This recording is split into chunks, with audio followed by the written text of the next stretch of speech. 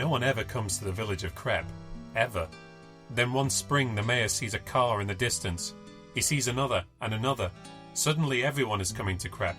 No one knows why, but there must be a few euros to be made. Check out Leglitch, the new comedy by Philip Ogley. Available now in print, ebook and audiobook from Amazon and other retailers.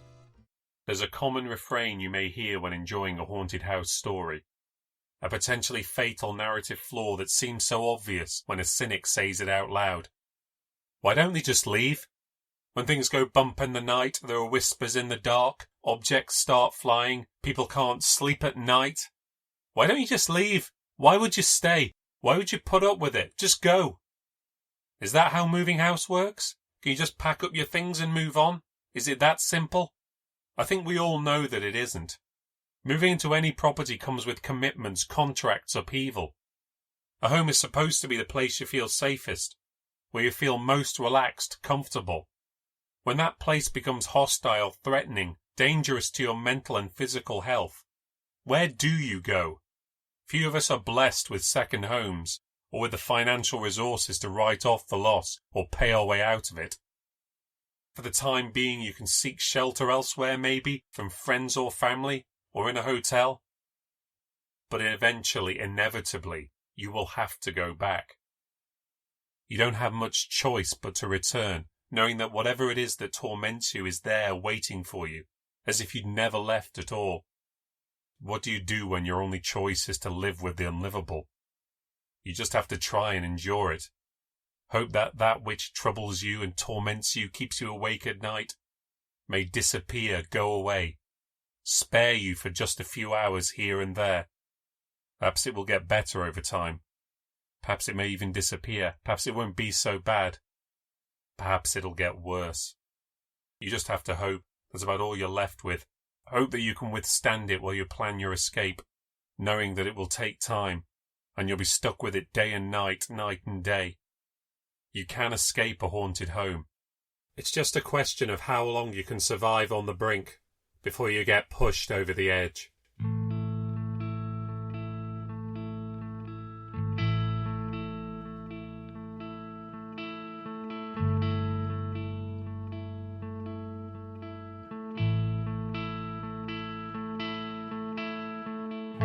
My name is David Paul Nixon, and this is the New Ghost Stories podcast, where we delve into the New Ghost Stories archive to hear witness accounts of the supernatural. Stories that could be delusions, lies, fantasies, or perhaps even the real thing. Just don't make your mind up until you've listened. Many of the cases I've covered in the New Ghost Stories podcast have been life-changing. Experiencing something that should be impossible has a unique impact. It shakes people's foundations, makes them question the world they know, their place in it, and what might lie beyond it. It's not something that's easy to put behind you and walk away from. And yet, for most, normality has inevitably reasserted itself. No matter how strange one day, week or month may be, the time that follows will be reassuringly ordinary. Life does go on, and we soon get caught up in all that's usual and necessary for living day to day. Most of the subjects I've interviewed for New Ghost Stories cases have found a way to move on with their lives. Some at great cost, sometimes with scars that will never really heal. But they have gone on living nevertheless. When I've met with subjects, back when meeting people was something we all did all the time, I would often notice a very familiar pattern of behaviour. We would begin with a shake of the hands, some light conversation. Slowly we'd build a rapport. Then the story would begin, and a sort of shadow would fall over them. Their eyes would glaze over a little. They would avoid eye contact, looking to the floor or to the table. They would whisper. They would be oddly still. And then, once the story was over, this haunted look would mostly pass, if not completely. Recalling painful events is never easy. The wounds may feel fresh again, but by the time we parted, normality was already returning. All things considered, these are the lucky ones. Some people never really get to move on, they get stuck. When a mystery becomes unsolvable, when questions can't be answered, They can't let that go. It becomes an obsession. Their experience drove them all the way to the edge, and part of them has never really come back. In this episode and the next, we're going to meet two people who have never recovered from their experiences. They remain in a poor state of mental health, reliving the trauma over and over. Talking to these people is very different. They don't sit still. They don't glaze over. They look you in the eye and they talk quickly. They don't have trouble remembering, because it is always on their mind. They are in a sense stuck in the past. Normality has never been restored. This does create challenges when it comes to interviewing and corroborating their accounts. But I have strangely found myself more determined in these cases to go the extra mile and put in the extra legwork to see if these tales can pass my standard criteria for publication. And I suppose that's because people who are pushed to the margins, those are the people who are the least likely to get to speak. The easy thing to do is to turn away. These interviews were never comfortable, but I didn't want to walk away. They were not always likeable, but their experiences did count for something. I don't know whether working with me helped them in any meaningful sense. I hope that by having at least one person listen and take them seriously, they were provided with at least some little reassurance. It is clear, however, that a great deal more attention and expertise would be required for them to experience any meaningful recovery. I present for you now the first of those two cases. It's case number 78, and it's called Studio Flat. The following story has been shared under an agreement that respects the right of the subject to remain anonymous. Certain names, dates, and locations have been changed to protect that anonymity. Events that feature in this story may be part of the public record. If you believe you recognise any of the places, people, or events that feature in this story, I ask that you not reveal any knowledge or information publicly, out of respect for the subject's right to remain anonymous. I wasn't naive. I knew when I moved to London that I wasn't going to be able to afford a mansion, not on a runner's salary. I should have gone for a house share, but I was too anxious about moving in with strangers, and my experience of house shares at university wasn't great. But I'd hoped that by moving out far enough I'd be able to get at least a one-bedroom place. I soon found out that wasn't going to happen. Not if I was going to make Dad's money last, which I had to. I didn't want to be a runner for long. I wanted to progress. But I didn't know how long that would take. In the end, I had no choice but to take a studio, and not a very big one. At least it wasn't one of those with a fold-down bed. But with the bed, it wasn't much bigger than a hotel room. Except that this had a kitchen, 3 units with an oven, a sink and a microwave screwed to the wall. Nowhere to dry the dishes. Fridge next to the wardrobe. Ancient television with no digital signal. There was a fold-down table next to the fridge, giving me a nice view of the wall if I wanted to sit and eat. I should never have agreed to it. But I'd seen so many places, many worse, and the estate agent put a lot of pressure on me. It fitted into my budget even though they wouldn't budge on the damn price. I was supposed to send down for my things from home when I settled, but I made no plans because there was nowhere to put anything. There wasn't much space for me, never mind my things. It's just temporary, I kept telling myself. Stay a year, get another job, and then move. Maybe I'd meet some people, move in with them. And it's London, there's so much to do, you just need somewhere to sleep. I don't know what I was thinking. You can't step foot out in London without hemorrhaging money. It costs a king's ransom to even take the tube. It was buses for me all the time. And that made the days at work even longer. And it's horrible taking the bus. So many damn people. It's not a great job being a runner. They expect a lot and give you a little. There can be long days once you've started shooting. You're amongst the first there and the last to go. And some of the people. I suppose you get bad types everywhere, but these people, who are just so stressed out and demanding, and rude and full of themselves. There were days when I was treated like shit. You get up at 4:30 a.m. to get there for 5:30, and then maybe not leave until 9 p.m. Then you'd spend the whole day buzzing around, fetching coffee, moving cables, going shopping, pushing idiot extras from one place to another, and then getting an earful if they wanted to go home or were getting tired. I was lucky when I'd get a thank you, and that wasn't very often. The work was so hard, and I was so alone. I thought I'd make friends. Obviously I knew it'd take time, but I was such a doormat at work, swallowing so much shit from everyone. Nick, he was the popular one. He was the other runner, so much more confident and chatty. People liked popular Nick. I did my work okay, but people preferred Nick. He was more matey with everyone, and he was the one who was going out to lunch with producers and editors. I did sometimes, but only if I overheard them making plans, or one of them was feeling generous. Not that I could afford to go out anyway. Nick was so damn together. Breezed through the work. Even when he said he was tired or hungover, he didn't sound like it. I knew it would be Nick who'd get the first leg up.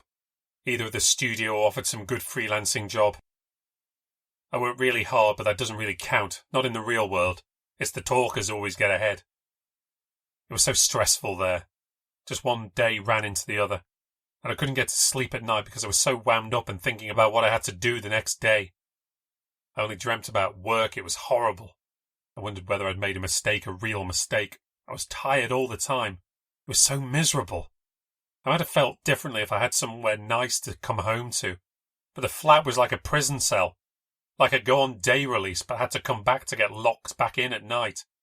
That's all I was doing, going to work, coming back, and then staring at the walls. The same walls. I was so exhausted when I get home most nights, I barely had any time to clean the place, or take my clothes to the laundrette. I was surrounded by dirty clothes, dirty dishes, takeaway packets. I was living in my own filth. And it was so small I would get claustrophobic. I remember once coming home drunk and wondering whether I could piss from one end of the flat to the other.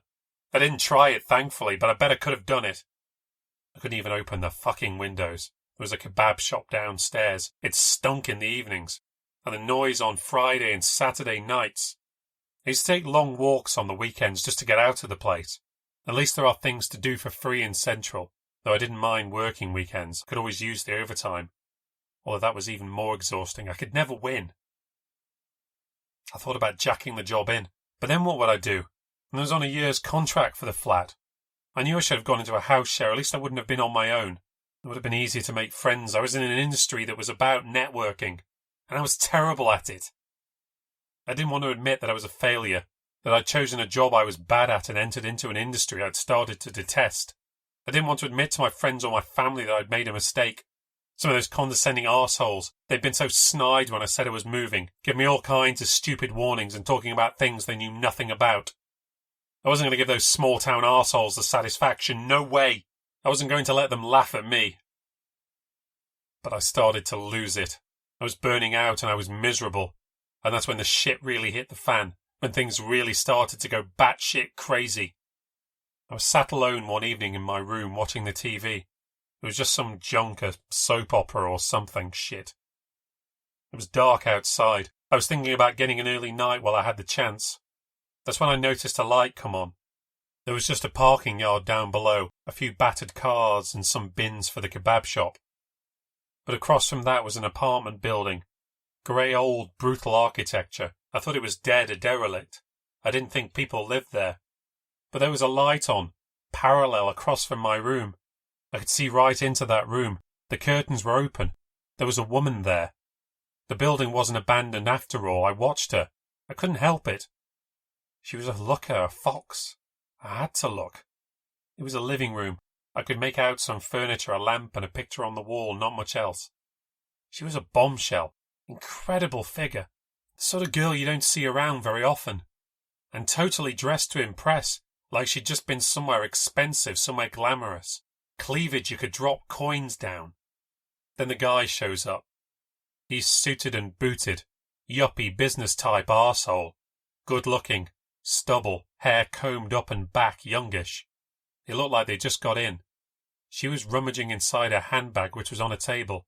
He was undoing his jacket. He came up behind her, hands on his waist, looking her up and down. She turned to meet him. She took his hands. They looked into each other's eyes and then kissed. Couldn't help but sneak a peek. But God, I wish I hadn't. They did the passionate embrace thing for a few minutes and then stepped apart. She unbuttoned her shirt quickly. She tossed it on the table next to her handbag.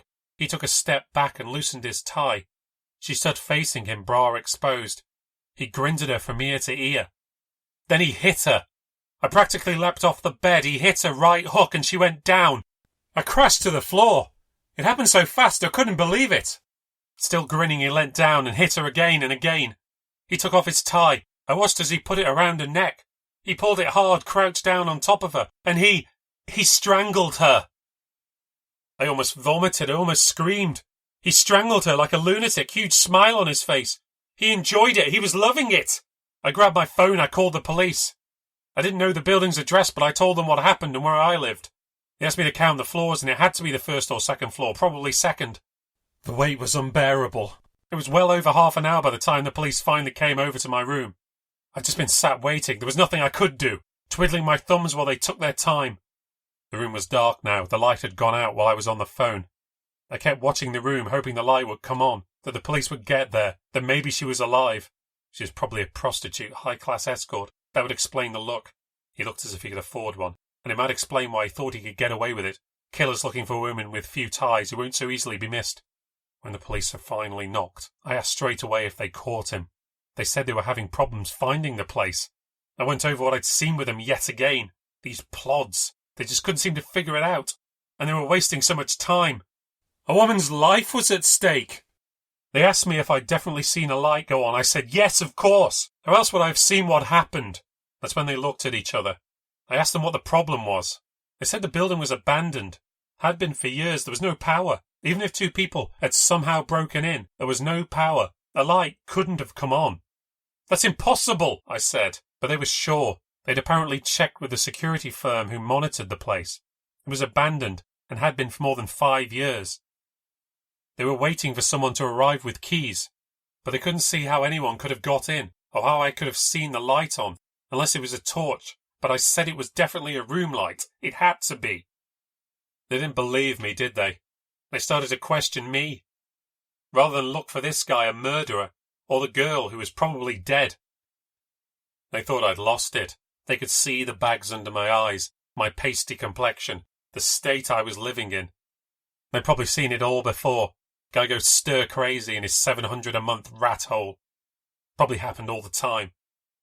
I tried convincing them that I wasn't making it up, that I hadn't hallucinated the whole thing. What could have put that sort of thing into my head? But the more they asked questions, the more reasons they gave for why it couldn't have happened the way I said it did. And the more I insisted, the more crazy I sounded. I started to question it myself. If you went mad, you wouldn't know one thing from the other, would you? They left saying I should get some rest and call a doctor. I kept on at them until they promised that they'd still check out the building, but I'm pretty sure they didn't bother. I remember the guy saying I should air the place out when they left.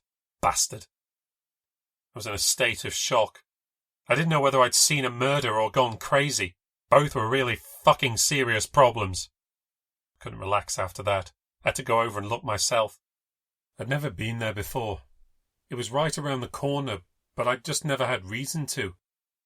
It was as the cops had said. It was boarded up and fenced off. Big steel wire fence around it. You could get through it if you were determined, but why would you? Neither of those people looked like they'd climbed a fence or squeezed between wooden panels. I didn't know what to think. I felt sick right in my stomach. My head was pounding. There was nothing I could do.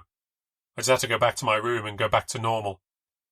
How do you do that when you've just seen someone get murdered?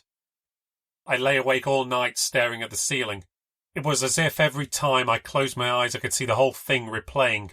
The look on her face when he smacked her down. The look on his face when he strangled her. The determination, the pleasure. It made me want to throw up. So much for my early night. I felt like absolute shit the next day. Even worse than normal. I had to get out of that damn flat, but I had nowhere to go. It was a Saturday. The weather was bleak, spitting down, pissing it down. But I couldn't stay in that room. I just started walking and kept walking. I made it into Hammersmith, then along the river, then to the museums at South Kensington, where the kids and the tourists were too loud. I found a sheltered bench in Hyde Park and rested there. I've been walking for over 4 hours. Seriously. What did I do next? I just had to go back again, didn't I? Nothing else to do. I could have gone further into London, but the crowds just made my head hurt. All I had to eat all day was a bad supermarket sandwich. If I'd been smart, I'd at least have brought a book with me. It was dark again by the time I got back to the flat, wet, cold and miserable. I waited a long time before I even went through the door. I got back inside and studied my miserable surroundings, the same 4 walls, and decided I had to do something about this place before I went totally crazy. I did my best tidied up, got rid of some of the rubbish. I had to make the place more livable. It was what it was, but I had to find ways to make it better. I made my dinner, laid on my bed and started to think about what I could do to dress the place up, make better use of the space. It was a distraction for a while, but I really knew there was nothing I could do about it. It really was what it was. A fucking rat's cage. I fell asleep in front of the telly. There was nothing worth watching as usual. I was so tired I mustn't have been able to think about the murder any longer. But that didn't last. I woke up for a little before daybreak. That's when I saw it again. There was a light in the window across the yard. The same light, the same room. My eyes zoomed in like a camera. It was happening again. Man and woman back in the same room with the light on. And it was the same man and woman. It was happening again exactly as it had happened before. He watched her. They kissed. They embraced. She started to strip. He hit her. I felt like I could hear her scream. It was like a blazing migraine. I clutched my head between my hands. But I couldn't help myself. I couldn't help but watch it again. I don't know why. It's still so clear in my memory. I can still see his smile in my head. Those same swift, merciless, vicious moves. He was so quick, so precise. He knew what he was doing, and he did it with such confidence, such expertise. I knew there and then this wasn't the first. It couldn't be. He knew what he was doing. He'd done this sort of thing before. This guy was a real killer. I rolled off the bed and reached again for my phone, but by the time I'd reached it and dialed 999, the light was off again. As the voice on the phone spoke to me, I said nothing. The whole thing had stopped, vanished. I hung up the phone and just stared. There was no one in that building. I checked it out myself. And there were no other lights on. It was abandoned. And what I'd seen, it was exactly the same as I'd seen the night before. The same in every detail. Had I gone mad? I don't know. I drew the curtains but still found myself facing away from the window. I couldn't work it out. What was I seeing? When did it happen? And why was I seeing it? Why me? Who was the woman? Who was the man? I didn't know. And I didn't know how to find out. Surely if the police knew something about this, they'd have said something, wouldn't they? I had the horrible feeling this was something that had happened a long time ago. That someone had got away with murder, and now I was seeing it replayed. But why me? And how? Jesus, how? Can you tell me? I still don't know how or why. What I do know is that it really started to drive me over the edge. We were hitting the winter months and the clocks went back. That meant there were days, lots of days, when I barely saw sunlight. It was dark when I got to work and dark again when I got out. There was no sunlight at the offices and not in the TV studio. It was only when I was on an outdoor shoot or I managed to get out for lunch did I see any natural light. But the weather was so shit, what I mostly saw was clouds and rain. And then when I did get home, I started to get scared to have the curtains open. I got home very late one evening after doing lots of shopping for a food shoot. I went straight to cooking, and when I turned away from the kitchen, I saw it happening again. The action had already started, but I managed just to shut the curtains before the attack. But my head started pounding anyway. Even though I hadn't seen it, it was still affecting me. I kept the curtains closed all the time after that.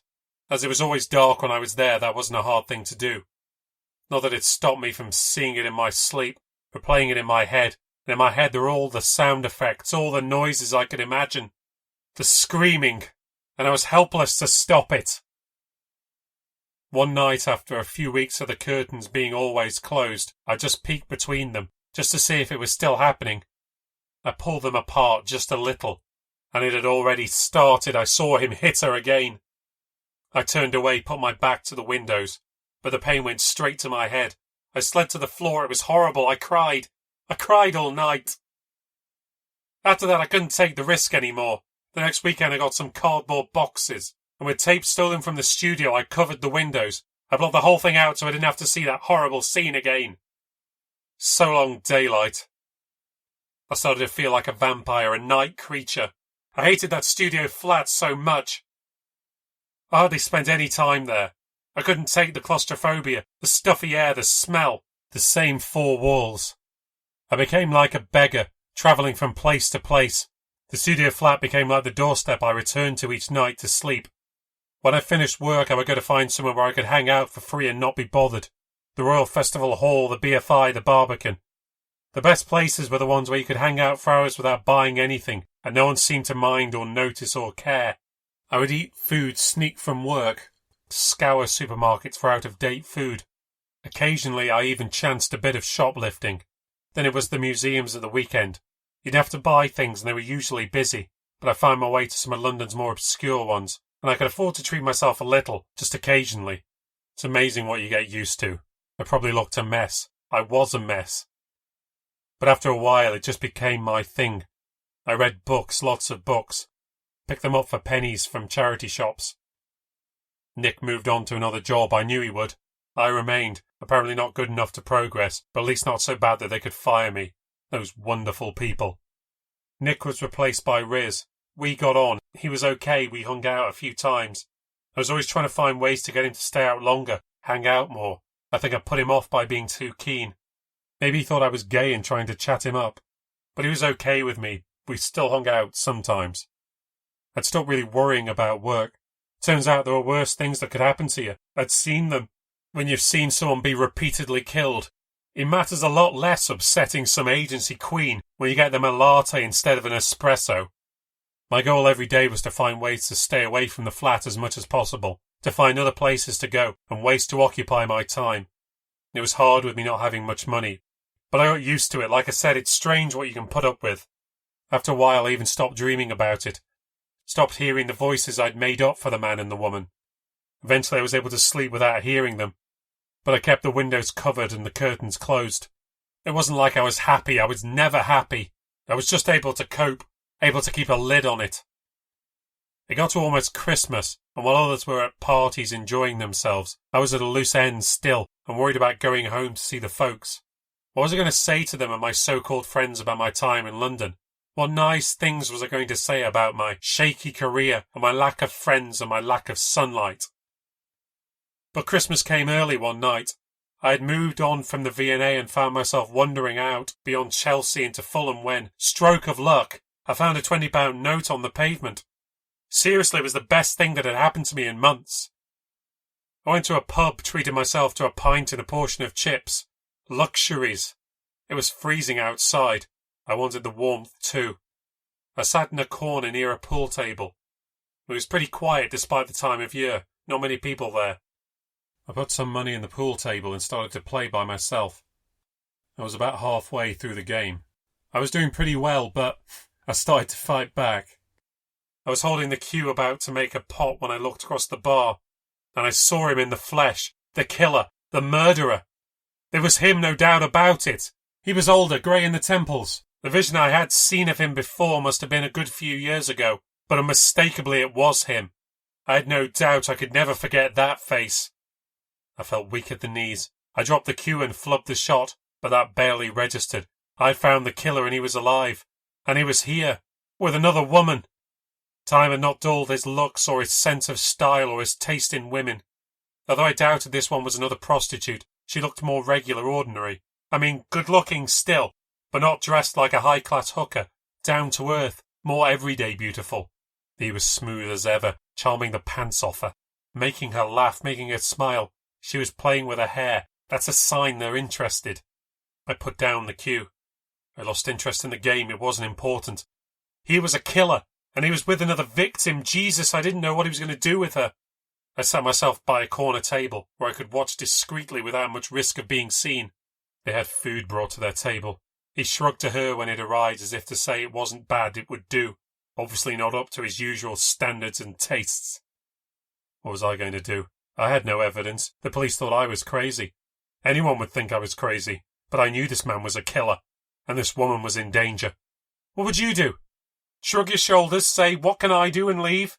I couldn't do that. I had no choice but to stay and watch them. This one was a redhead. That surprised me. I thought he would just go for blondes. That'd be his thing, his style. Would that mean this one was safe? Who knows? She could be another escort for all I knew. I was just guessing. I sat for an hour watching them. They were almost sickening the way they were looking at each other, giggling and laughing, playing footsie under the table. And all the while she had no idea what she was dealing with, what kind of animal he really was. Suddenly they got up to leave. I downed the last bit of my pint and had to rush to get up and go after them. I had to follow them. What choice did I have?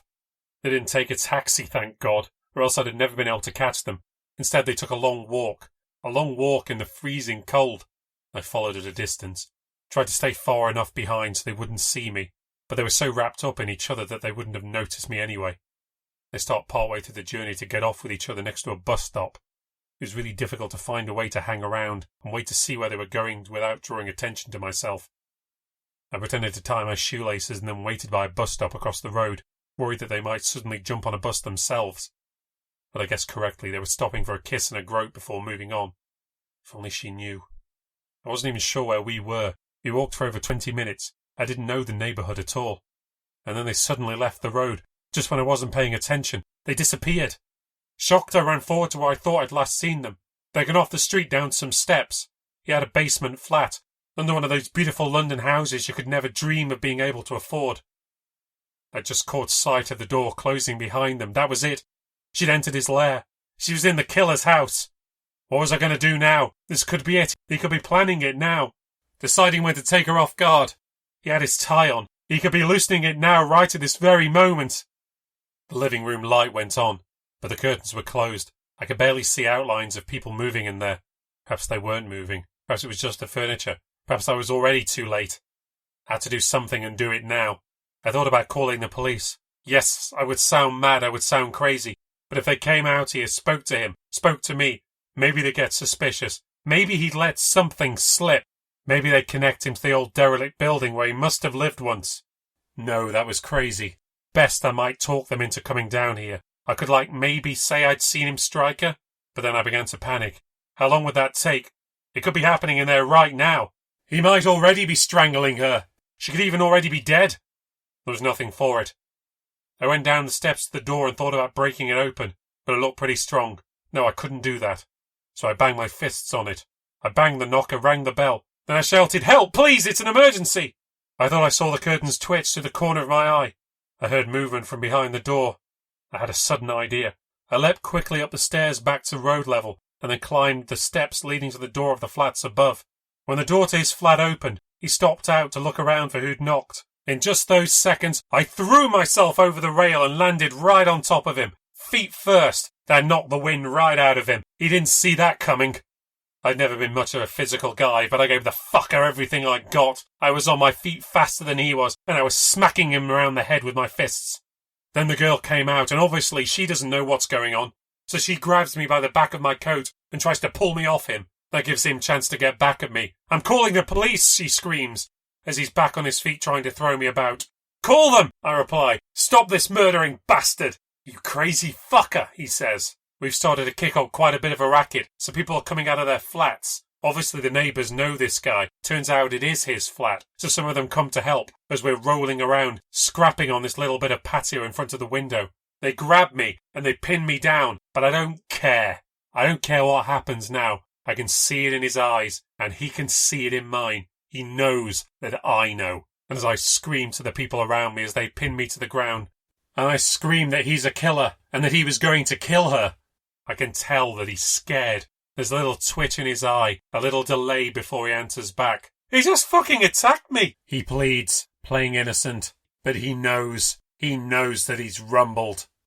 The police come along and I tell them how happy I am to see them. I tell him I'm going to tell them everything, that he'll never harm another woman. He's done for. I get arrested and taken down the local station, and I tell them everything. To hell with it.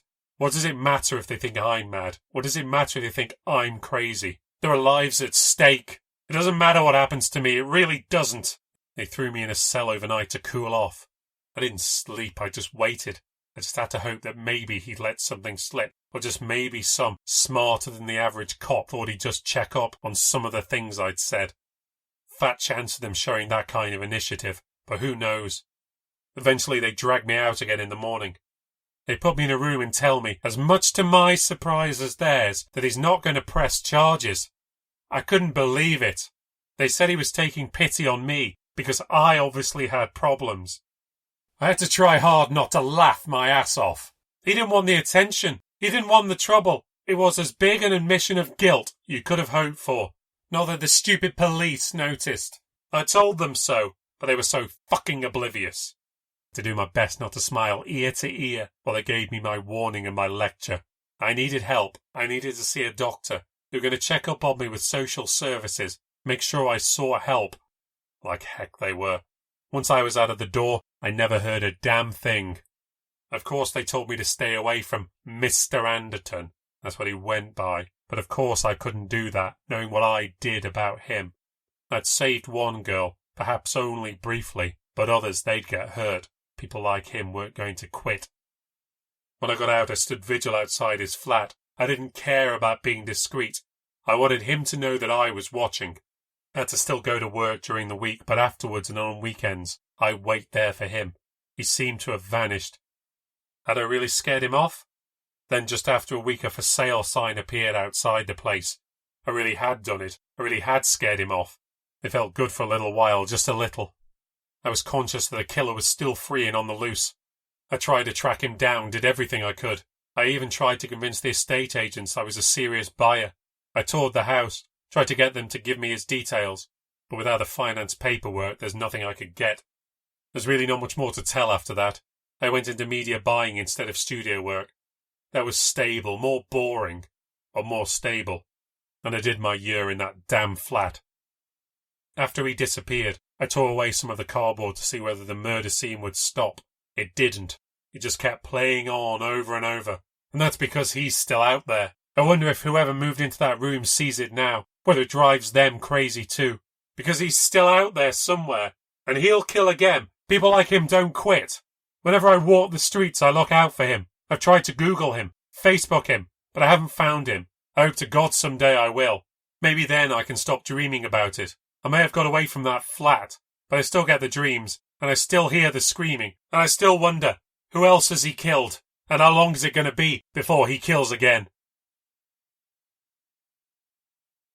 Though the British police have made no information public, my research suggests that no crime has been recorded to have taken place at the location the subject has identified. Further investigation also suggests that no criminal, matching the description the subject has provided, has yet been charged with the type of crime he describes.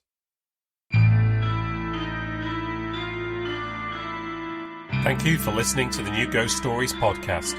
If you've enjoyed this episode, please support the podcast by leaving a review on any platform and subscribing to hear future releases.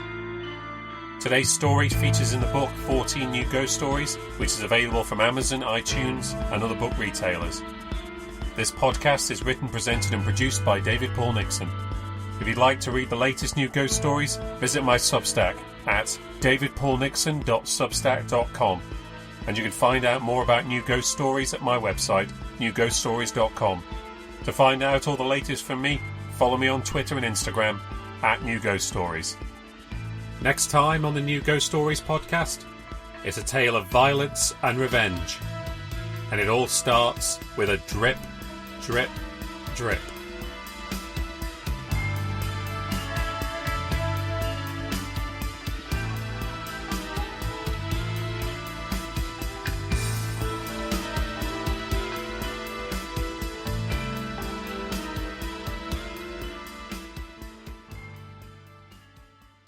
The New Ghost Stories podcast is supported by Horrified, the website that celebrates and champions British horror, covering films, television, books, fiction and more.